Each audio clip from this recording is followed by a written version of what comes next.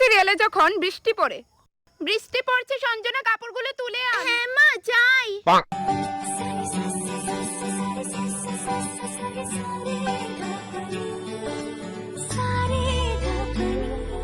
যা তো ভাই, ঢং করিস না, আমি সিঙ্গেলই ঠিক আছে। ভাই ওই মেয়েটা কে রে? ঠাকুর পরিবারের একমাত্র মেয়ের রে। ও তাই নাকি? কেন রে, পছন্দ হয়ে গেছে তো?